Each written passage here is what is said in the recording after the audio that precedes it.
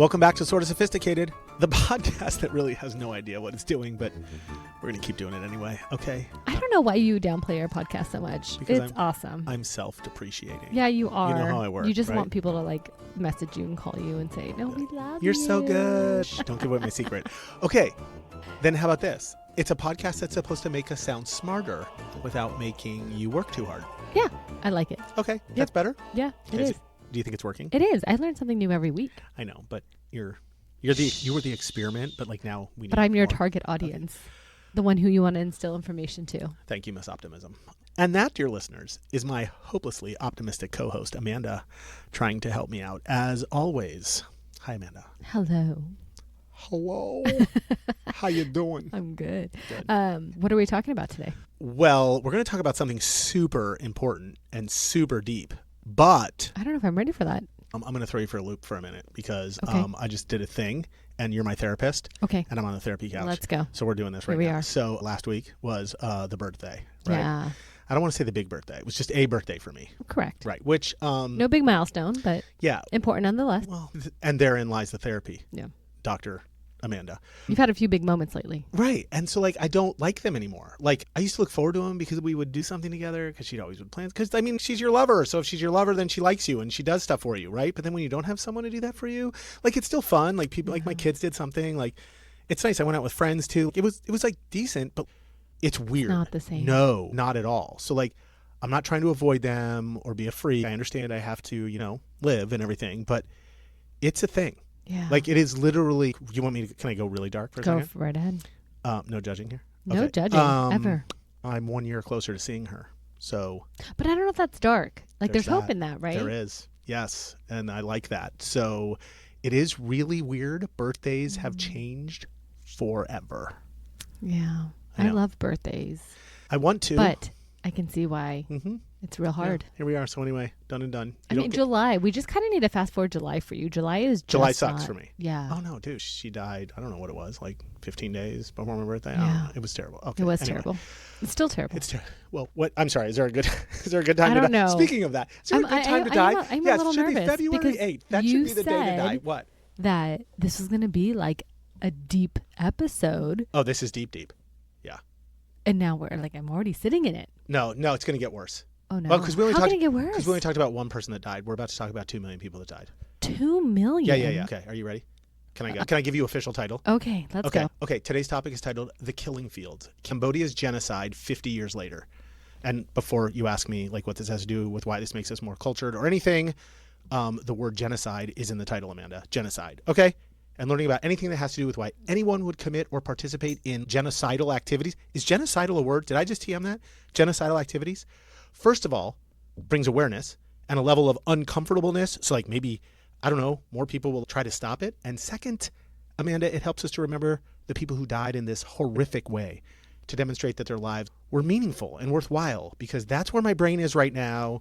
And 50 years later, Cambodia's still dealing with this stuff. This is like big stuff. This isn't just like we're skimming over something. We're going. We've covered some dark shit. Hard like stuff. We've done some stuff. We've done D-Day, right? We've done Nagasaki and Hiroshima, right? But Cambodia in the 1970s was like, Amanda, it was brutal. It was one of the most extreme political experiments in history, and it totally ended up going like off the fucking rails. It was bad. I can't even imagine people having to live through this. Nope. Unbelievable. Like, can't fathom it. No, at I all. can't. No, I was born. I was 3 years old, but I was born. Like, it was crazy. Right. Yeah. Oh man. I know. Okay. Yeah. Well, I guess we got to do word of the day. Okay, we'll do word of the day quick. Okay. We'll get it out of the way, then we'll get started. Okay. Right? Because I don't know how usually we try to make word of the day funny. Like I don't know if we can. I don't know, mean, this like is gonna already suck. again sitting in that heaviness. Let's just power through this shit. All right, here we go. Okay, so our word of the day today is mordant. Mordant. It Mordant. sounds like morbid. Mordant. But Mordant. mordant? Okay, mordant. Mordant. Yes. Okay. Latin is yes. what? Mordere. Why do I do Latin like I don't Italian? know. Mordere, right? Meaning to bite. Huh. And it means being sharply sarcastic or biting in tone. Like basically like my whole personality. Like Wow. I'm mordant. You said it. Yes. I know. did not. I know. Okay. Good job. Right? Like self-reflecting there. I'm doing a lot of self-depreciating, a lot of Oh, man. self-reflecting. There's a lot going on here. There is. Yeah. It's one of those days. I'm a lot this episode. Whatever. Okay. All right. Well, as we get into it, maybe we should start with like a little history of Cambodia, because I know I probably don't adequately know enough about the history of Cambodia. And if I did, it was in world history class, and we all know how long ago that was. So A long you got some good time ago. I'll go. I'll rip through it. Okay, here's the deal. So Cambodia didn't just wake up one day and decide, hey, let's try this ultra-violent like communism thing. Okay, that like wasn't their plan. The whole thing was brewing for decades before that. And actually, Amanda, the Cold War, believe it or not, had a lot to do with it. Like I didn't even know that when I was looking this up. So let me rewind and then we'll go forward. Okay, so way before like all the colonial shit and all the Cold War stuff, Cambodia was actually the power in Southeast Asia. Like they were big. I'm talking about the Khmer Empire, which actually ruled for over 600 years, starting in the 9th century. And at its peak, it was a total beast. It had these massive cities with some pretty advanced engineering that kind of made the pyramids of Egypt look like kind of ghetto. So you've probably heard of this place called Angkor Wat, the iconic stone temple that you've seen in like every single TikTok. Yeah. Yes, like it's in every meditation studio. So that was their claim to fame. And even today, I looked this up, it's the largest religious structure on earth. So baseline, Cambodia was pretty freaking awesome, like back in the day. Like people just don't know because nobody talks about Cambodia. I mean, definitely sounds like it. Okay, so fast forward to the 1400s, and the Khmer Empire falls, and Cambodia basically gets stuck in this like 400-year-long tug of war between Thailand, called Siam back then, and Vietnam. So Thailand would swoop in, install a puppet ruler, then Vietnam would come back in, push Thailand out, do the same thing, went back and forth all the way to like, I don't know, the mid 1800s. So that's going on for 400 years, like a long ass time. That's a lot for a country. Yeah, just back and forth, That's a back and lot. forth. Yeah. So wait, what happened to change it? Okay, so in 1860, this dude named King Norodom decides enough's enough. We need help.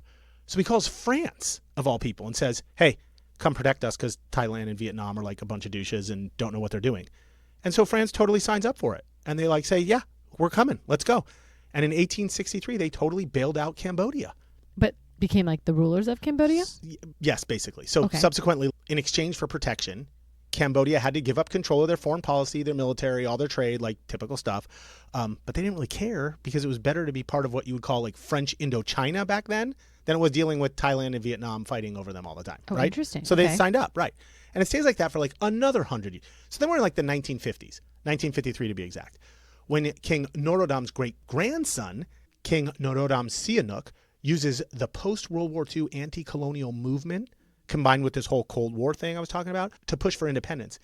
And he launches what he calls the Royal Crusade for Independence. Not a war or anything, more like a global publicity tour with just enough talking to get noticed. So basically he was able to convince France that it was better to leave him alone versus being forced out with a war. Oh, and fun fact, Sihanouk, he was only 29 years old when he did all this. Wow. Right. Like either wicked smart or Nepo baby? Yeah, whatever. He was totally smart. Okay. I wish my kid was like ruling a country at 29 years old. I don't know. But when does this then whole genocide thing come into play? Because we're already in like 1953. Okay, yeah. No, so I'm getting there. I'm going Oh, fast. but you said the 70s. So I guess Yeah. we're on it, creeping up on it. So next comes the Vietnam War. Okay. Yes. And this is where shit goes sideways.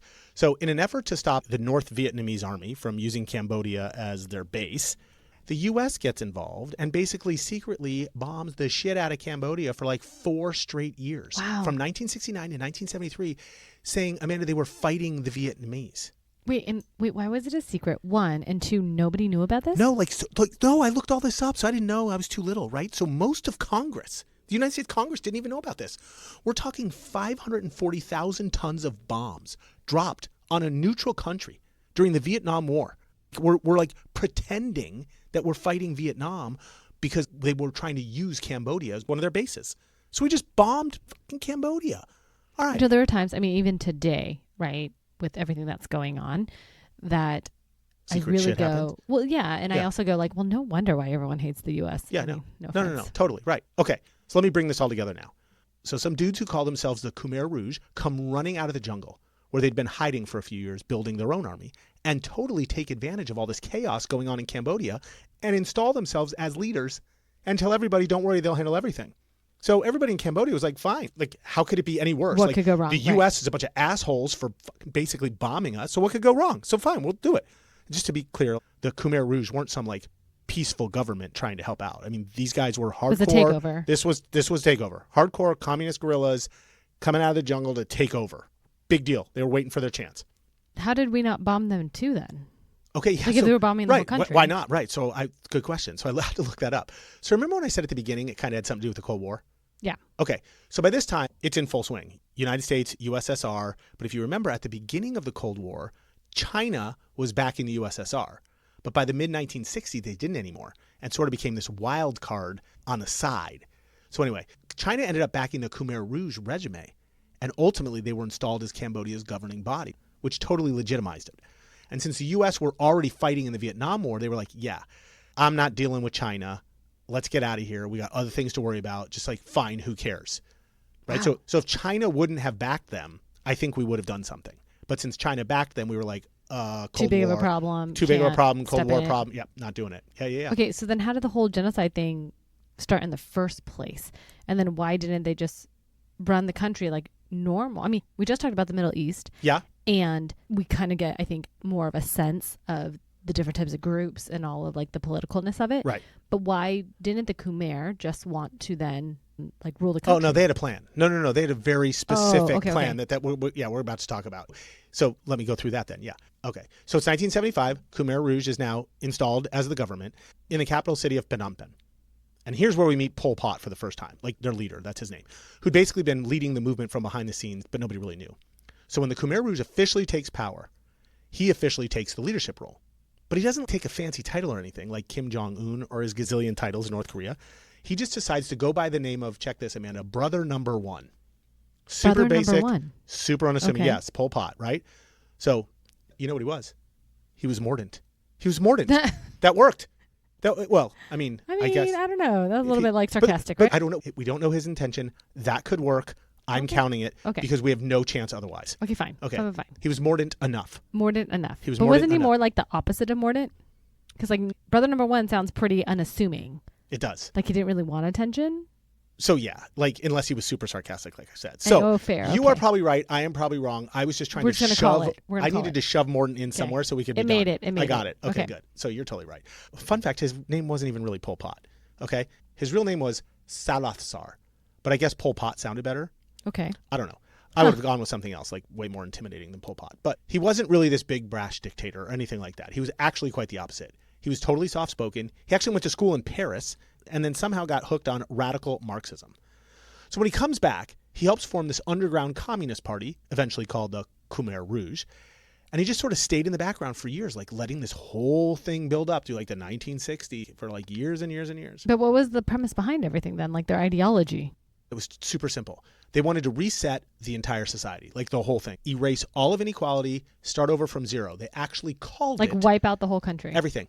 Yes. Wow. They called it year zero. That was like their mantra. And the idea was that everything, literally everything from before 1975 in what you would say, quote unquote, the old world was corrupt and needed to be destroyed. That's cities, that's schools, that's religion, money, family structure, everything. They literally wanted to turn Cambodia into a classless peasant utopia. That was their plan. They were literally in the forest figuring this out for 15 years. Wow. So literally within days, the Khmer Rouge emptied all of Cambodia's cities, and millions of Cambodians were forced out of their homes and taken to the countryside to work in, here we go, Amanda, labor camps, right? How did they just evacuate everyone? Dude, guns. They're guerrillas. They have all the weapons. They have everything they need. So by force? Absolutely. They just told people to leave, period, with whatever they could carry. No warning, no plan. Old people, children, everybody. All the sick people in the hospitals too. Amanda, when I was reading about this again, they literally took people out of hospital beds and made them walk or figure out how to like get to these camps. Everybody was told it was temporary and that they'd return. Spoiler alert, they never did. Once they were out in the rice fields, there was no food, there was no medicine, no rest, nothing. 12 to 16 hours a day, they just worked. No breaks, under constant surveillance from the Khmer How do you Rouge. just be expected to farm for 12 to 16 hours? That's it. They don't care. That's like a long... They were brainwashing the shit out of them. That was the plan. Farm or die. Done and done. Whether it was from starvation, exhaustion, saying the wrong thing to like the wrong person who would just shoot This them. is just all crazy. Yeah. So here's where it gets super crazy, right? It wasn't based on race or religion or anything. So you remember the Holocaust, like it was based on being a Jew. I mean, it sucks. Correct. I'm not minimizing anything. They were doing this just based on identity, just on identity. But what do you mean by identity? Like just being Cambodian? So remember, the idea of this was they wanted a peasant agrarian society again, like that utopian farming society. So anybody who was educated, if you were educated, You were a threat to like their system. So Okay. teachers, doctors, lawyers, students, if they figured out that you were somebody with an education, you were killed. Wow. If you were religious, like a monk, a nun, a priest, anything, also killed. If you belonged to any minority group and you weren't Cambodian, like Vietnamese, Cham Muslims, Chinese Cambodians, you were seen as impure. You were killed. Wow. Even their own people in the Khmer Rouge weren't safe. If you were suspected of disloyalty or didn't quite believe in the system, it was killed. But like, how did they figure it out? How would they know if you were a teacher or a doctor? They didn't or give a it. lawyer They did not or... give a shit at all. I mean, if you wore glasses, they thought maybe you could read, you would die. That was enough to get you killed. Soft hands. If you had soft hands, never worked a day in your life, you get killed. That's how it's just suspicion. They So just started killing. Really just wanted the laborer's peasant life. Yes. Anything above that. I mean, so in a way, it's a little bit of classism, right? Or being but they were trying to bring it back to a classless society. Right. Yes. But they did pick a class. I mean, they want everyone to be peasants, so it's not as if it's classless. So to them it was classless. It was back to the basics, but I get your point. There would have been one class, and that class was the peasant class. Yes. Oh. You are correct. What happened to all the kids then? Because, I mean, kids aren't teachers or doctors or... If they're students, they're killed. They don't care. Even little kids? Yep. Didn't care. So just if the little kids got in line and farmed next to their mom or dad, they were okay. They were safe. Oh, okay. But if for some reason they are carrying a book, wearing a pair of glasses, they're killed. So earlier you brought up the Holocaust just a little bit. And, during the Holocaust, they had gas chambers. Did they also do something like in that realm? Or was it just like a quick... went in, killed everyone who didn't fit in the peasant lifestyle? No, because they were figuring it all out too, right? Like, so there was a little bit of both. But I mean, they had torture chambers for sure. Like they turned torture chambers. They turned schools into torture chambers. Oh, yes, absolutely. They had one place called S21, also known as Tuol Sleng. Used to be a high school in Phnom Penh. Over 18,000 Cambodians were brought there to be photographed, interrogated, and then tortured. Oh my gosh. After that, they were executed right there on the spot or transported to the killing fields just outside the city. Yep. That's insane. Right. I know. It was crazy. Okay. Well, I don't know if I really want to ask, but the killing fields, like, it's in the title of this podcast, and you haven't really elaborated on it, but there was just like fields where you would go to be executed? Yes. Absolutely. It was terrible. The killing fields were what they called the execution or burial sites that they used to bury all the bodies. Wow. So it was a ton of them, but 300 of them all over Cambodia. One of the most famous 300 killing fields. 300 killing fields. Wow. Yes. They made them. Okay. You've seen the movie Killing Fields? 1984 it came out. Actually, 40th anniversary of that movie. I mean, it came out before I was born. Oh my so God. I should definitely watch it. Unbelievable. Like crazy. One of the best movies I've ever watched in my life. Anyway, one of the most famous of them was called Shoyung Ek. It was about 10 miles south of the capital, Phnom Penh. And they weren't like hidden or anything. Most of them were located near the labor camps or by the prisons or the torture chambers like the S21, right, or the Tuol Sleng that I was just talking about. So basically, victims were told they were being relocated, blindfolded and tied up, and then brought in at night on trucks or whatever. When they arrived at the killing fields, they were executed immediately, mostly with like axes or farm tools because they wanted to like save bullets. Wow. Right, crazy. Then they were dumped into shallow mass graves, sometimes still alive, Amanda. I read this, with loud music playing or loud generators. So like they would go over the sounds of the killing. And That's insane. That's what they called the killing fields. That's insane. Yes. And then, so the guerrillas kind of started for 15 years planning.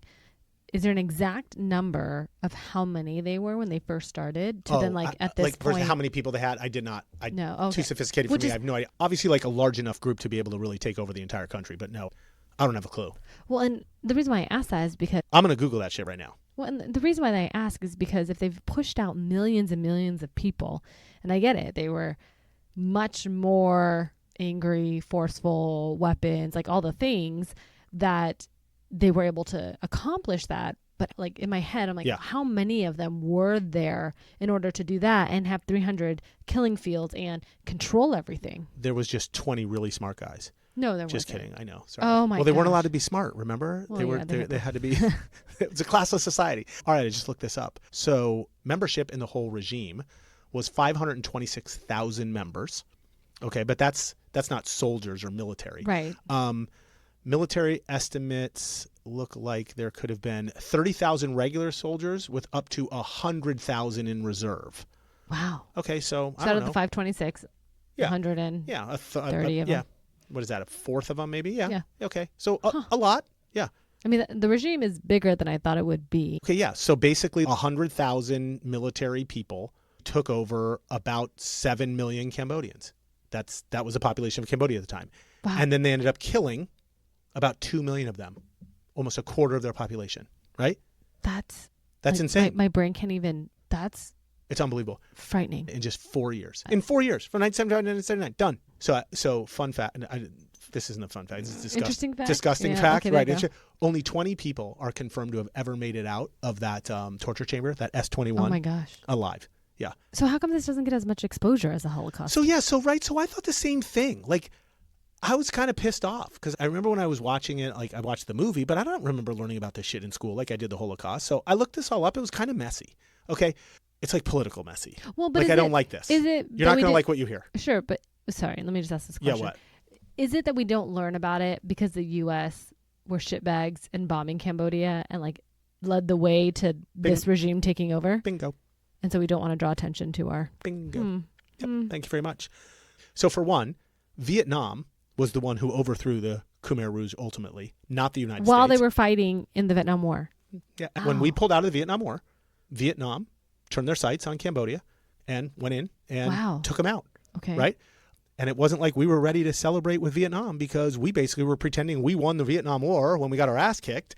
And so we were like, we're not going to look over there. We're going to pretend we don't know what's happening. How do you like this? The United States, and I mean, I'm even going to say the UN, hated Vietnam so much. We let the Khmer Rouge keep Cambodia's seat at the United Nations until 1993. They were overthrown by Vietnam in 1979. They would rather have that regime in power than Vietnam. Wow. Yes. For 15 years, we let them still be legitimized. It's disgusting, right? That's insane. Okay. Another thing I found was that the Khmer Rouge was crazy about cutting Cambodia off from the rest of the world. Well, that's how they keep their control, right? Well, no, but that's how come we don't hear about it. So, like, there was no media, no international aid, no travel. So, like, the Holocaust, where the soldiers found all the camps, they documented everything. In Cambodia, very few people actually saw anything that was happening in real time at all. It wasn't until way after. So, in general, there were like way fewer survivors that even fled Cambodia to start talking about it in the first place. So with the Holocaust, all these Jewish communities came together and they started to preserve everything like pretty quickly because that's Jewish culture. That's what they do. They come together. But in Cambodia, they didn't have those kind of communities. So they just stayed super silent, just wanted to survive. They didn't want to talk about it. So just culturally it was different. So we didn't even know. I mean, I'm sure people knew, but like that's why it didn't get like airplay, like the Holocaust got airplay. Okay, so that's why it wasn't in the spotlight. But it matters just as much. Like why it absolutely do we does. not learn about this atrocity? We have to now, and that's why we're doing a podcast on it, fair. because this is Okay. amazing. Yes, because the scale of suffering, I would argue, was bigger than the Holocaust. God, I mean 2 million people. 2 million out of 7 million. Right, done and done. They didn't, it's Cambodia was third world. Like people like, but it doesn't matter. I mean, like that is. I'm not agreeing with what everybody else is saying. I'm just trying to report the facts of like, it's our job to educate the next generation. We're not going to forget. We'll have tough conversations. We're going to do a podcast on it. That's what we're doing. Okay, fair. This is our little way of getting it out in the open. Okay. As ugly as it is. As terrible as it is. I know. All right. I know. Well, back on track then. Okay. Another question. Yes. Whatever happened to Pol Pot and the Khmer Rouge? Like, did they... Oh, good old Mordant Pol Pot? Is that what we're asking about? Yeah, Mordant. Yeah, right. Yes, Mordant. Yeah. But did they get dragged into something like the Nuremberg trials, like they did for the Germans and the Holocaust, or was it just all it was overlooked weird. And passed on? A little weird. Like I said earlier, with the whole United Nations letting the Khmer Rouge keep their that's what seat. it sounded like. Right. For 15 years, it was kind of, they were still... It sort of sucked. So it wasn't free. until 1995. So after the United Nations kicked them out, okay, right? So now it's 1995. They finally said, okay, maybe we should do something about this genocide now. So by then, Pol Pot was hiding out in the jungle again, living with his little group of loyalists, and he was never arrested. And he reportedly died in his hammock in 1998 when he was 72 years old. No trial? No justice? Nothing. Not for him. No. But eventually there was a trial. So I can't believe I'm saying this date. Are you ready for this? In 2006. 2006? That's when the trial started. Not even 20 years? Thank you. In 2006, the trial started. Cambodia and the UN finally launched the Khmer Rouge Tribunal, officially called the Extraordinary Chambers in the Courts of Cambodia. And over the next 16 years... Wait, that means like 2022? Yes. All the way to 2022. Like barely 3 years ago. Yes, I know. They were finally able to try and convict a few Well, because they're all dead. of their senior leaders for crimes against humanity and genocide. 3, to be exact. 3. And they were 16 years. And 2 of them were dead already, so posthumously, and one of them, I think, ended. I think he's I'm dead sure, now. but now, Yes. yeah, I mean, super old. I mean, 3 years ago they closed it. Wow. I know.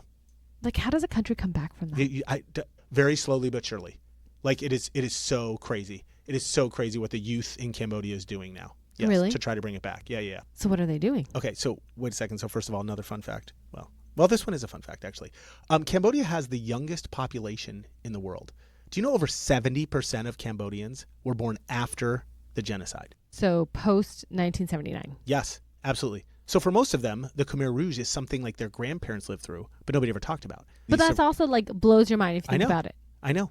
But they're starting to like finally take to TikTok and like start to talk about the story. There's a lot of music coming out. There's a lot of like art and literature. A lot of stuff's happening now.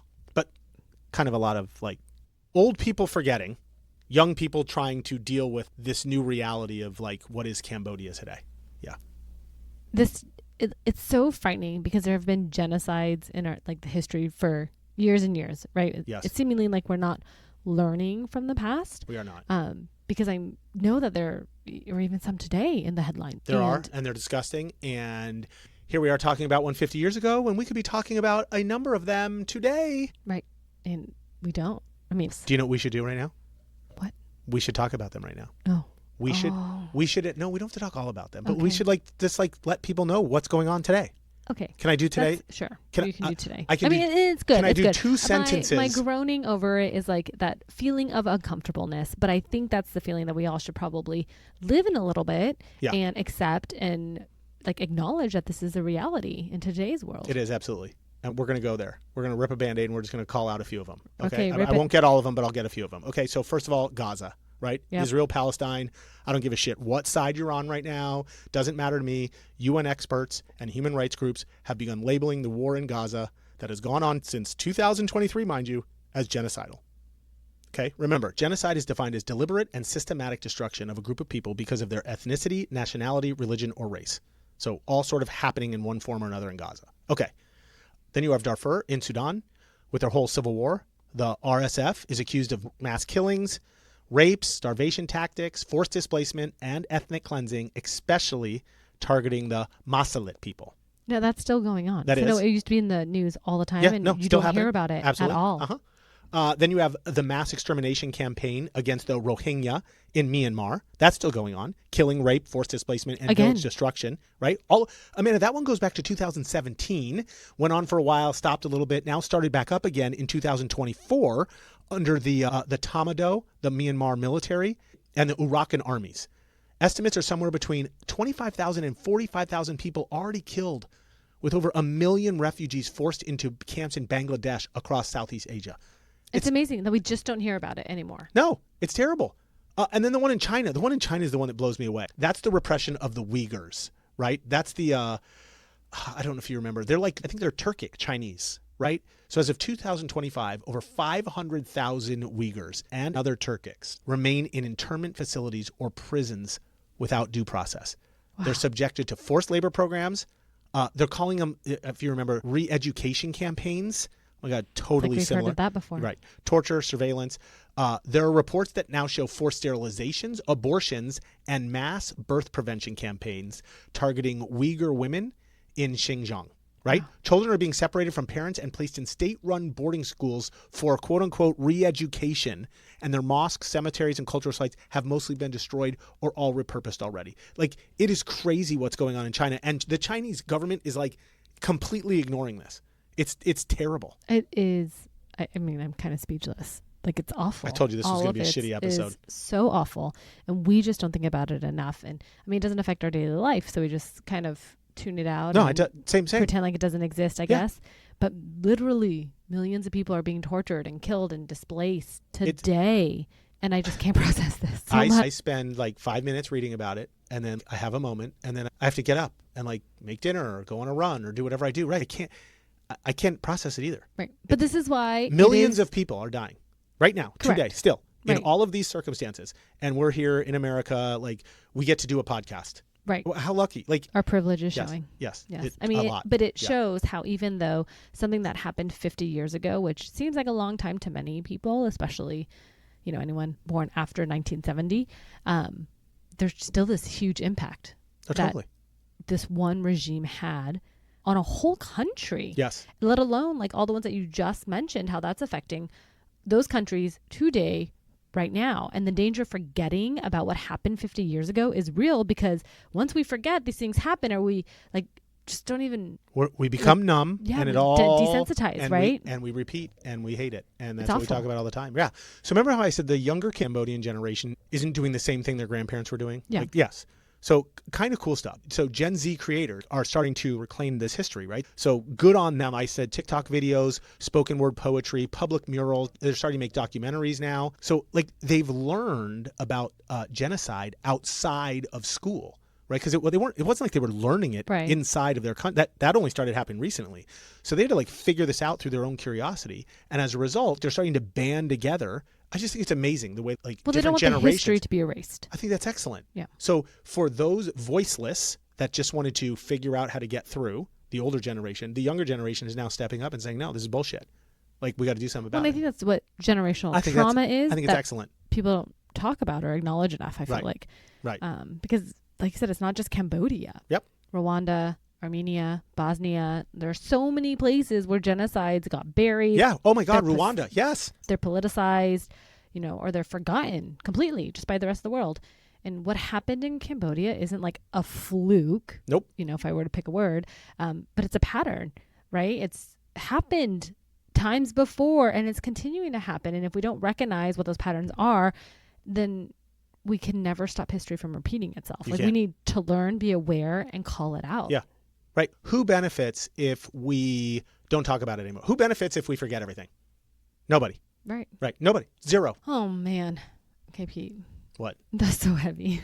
This was. Because it's not even just about the 50 years. It's about today and I what know. we're, It's what still we're all happening. living. Okay. We probably should do podcast episodes on all of these. We probably know. should. I know. Yes. Yeah. We should all sit. And really assess, right, the darkness that's out there. But is it time to maybe lighten it up? I don't know. I feel so bad even asking to lighten it up, because it's like I'm lightening it up. Okay. We have to stay true. And to I'm lightening this sure up. that there are some interesting facts There are. that happened that aren't terrible. Hopefully. Hopefully. Okay. Fingers crossed. Right? It's a big ask. I know, Right. but Look, we got through this with Nagasaki and Hiroshima. We got through it with D-Day. I know I'll get through it. We did, but Have it's still. a little faith in Mordant Pete. I do. Okay? Here we All go. right, fine. Here we go. So, number one, do you remember when we were talking about The Killing Fields, 1984, 40th year anniversary of Yeah, that movie yeah. coming out? Okay. So, the only Oscar-winning Cambodian is a genocide survivor. Yeah. So, Dr. Hang Si-nor, who played journalist Dith Pran in The Killing Fields. He wasn't even an actor. Wow. He was a real-life doctor and survivor of the Khmer Rouge who escaped after 4 years in a labor camp. Then they asked him to be in this movie, The Killing Fields, and he won the 1985 Academy Award for Best Supporting Actor, one of the very few non-professional actors to ever win an award. That's incredible. His win turned the survival into spotlight. Oh, I loved it. It was excellent. Amanda, have you ever seen this movie? I have not. I already said Okay. that. I know, but like fine. But like, can you I'm going to. please? Yes. Okay. This is very. I'll watch it with you. Okay. Do you want a terrible fact after that fun fact? So this doctor, It just got a little better. Okay. Okay, go ahead. the go doctor ahead. who won the Academy Award Yeah. in 1996, Right. he was murdered in Los Angeles. What? Yep. In 1996, he In was 1996, murdered. he was murdered outside of his apartment building in Los Angeles, By California. who? Yeah. So I believe it was like some Cambodian gang members that they tied it to, and like they're in jail and everything. But they never did figure out if it was related to holdovers from the Khmer Rouge, Wow. who were like seeking him out or something. Right. So it totally sucks. Oh, dang. I know, terrible. Okay, sorry to bring it down. Okay, next fun fact. The Cambodian Living Arts Program is reviving culture from the ashes. Founded by genocide survivor Arn Chorpan, this organization trains young Cambodians in traditional music, dance, and theater, art forms that were nearly lost under the Khmer Rouge. Remember, they were going back like peasant society. Like they didn't have any of this shit, right? So some of their performances are now touring internationally, including at Carnegie Hall. So that's pretty cool, right? That is. That So is the cool. art that almost vanished, is now center stage again That's awesome. at Carnegie Hall. So that's an uplifting one, Yeah. right? Okay. All right. You remember Prison S21, Tool Yes. slang? That Yes. prison, okay, that was once the high school. Yep. So today they now turned it into a genocide museum run by the survivors and historians, and it's visited by thousands of students and tourists every year. I mean, I think it is awesome So I when like you that. have places that are ran by survivors or historians that tell the truth of Yeah, it's what excellent. happened there. We're getting somewhere. There's like one, Slowly I think, but in all surely. of New Orleans We're- plantation that like tells a true story, That's awesome. and we visited it, and like it's life changing. So definitely put this on my pin board of places Okay, I just to got go. goosebumps. Okay, next one. The Cambodian diaspora is building bridges back. Okay, Wow. from Long Beach, California, home to the largest Cambodian community outside of Cambodia. Did you know that? I in did Long Beach? not. Right. To Paris. Second generation Khmer artists, chefs, scholars, and podcasters, even though I'm not a second generation podcaster, are reconnecting with their heritage, often blending global and traditional styles to celebrate their survival. That's very cool. Why are Khmer artists a part of that if they were the bad guys? I don't know. Hmm. I'm just going to take that out and say second generation artists, chefs, scholars, and podcasters. They're reconnecting with their heritage. And finally, Cambodia now teaches genocide education in their schools with survivor input. So remember I said like they weren't doing that for a while, like the Gen Zers were figuring it out on their own. So in 2009, Cambodia became one of the first countries to include its own genocide in the national high school curriculum. The textbooks were developed with the help from survivors, historians, and human rights groups, and have become a model for post-conflict education globally. Thank you very much. I mean, I do think that that's incredible. And it's also kind of like mind-blowing that there are survivors alive today to be able to tell the story. Like, we're living in it. I know about Wow. it. These dudes are my age. It's so close, right? I know, it to is. home that we don't even realize how close it is. Very much so, but I'm also very proud of myself for making at least semi-uplifting fun I facts. do. Thanks Mostly, for not kind of, sort of. having us end on total despair. That was very I nice. thought I did pretty good. Okay, well, Yeah. why don't you just take us home then and recap what we should Take us remember home, baby. from today's episode. Let's do it. Let's do it. Cliff note version it. Okay. All right. So heavy episode. I get it. I'm going to start with books. If you want to learn more and really understand what happened in Cambodia during the Khmer Rouge era, start with First They Killed My Father. That's by Luong Ung, or When Broken Glass Floats by Chantry Him. They both give you a first-hand perspective of children who survived the regime and somehow came out the other side. Or read Survivor by Chum May, one of the few people who made it out of that S-21 prison I was talking about earlier. These are not easy reads at all, but they're super honest and super unforgettable. If books aren't your thing, watch the movie The Killing Fields. We already talked about that. Total classic, won some Academy Awards. Big deal. You could also watch First They Killed My Father, based on that book I just talked about, directed by Angelina Jolie. Another amazing movie. That one just came out in 2017. And that was filmed entirely in Cambodia with a local Cambodian That's cast. amazing. Yeah. And then if you feel like you got to go all in, it's time to visit Cambodia, people. Walk through the museum at Tuol Sleng or stand at Show Young Ek. And then when you've absorbed all that, go see a Cambodian living arts performance and listen to the music that almost disappeared forever. That's how you honor history, people. Not just by learning about it, but by letting it move you. Oh, And then finally, remember these relevant details to seem sort of sophisticated. Pol Pot's Khmer Rouge killed nearly 2 million people. That's about 1 in 4 Cambodians. This wasn't war. It was a genocide of civilians, targeting teachers, monks, artists, even people who wore glasses or spoke a foreign language. Number 2, the Khmer Rouge emptied Cambodia's cities in 1975 to create a classless agrarian utopia. People were forced into rural labor camps with no money, no religion, no education. Even romantic relationships had to be state approved. wow. I know. Number 3, Tuol Sleng, S-21, was a high school turned into a torture prison where over 14,000 people were killed and only about a dozen survived. It's now a genocide museum and one of the most haunting memorials in all of Southeast Asia.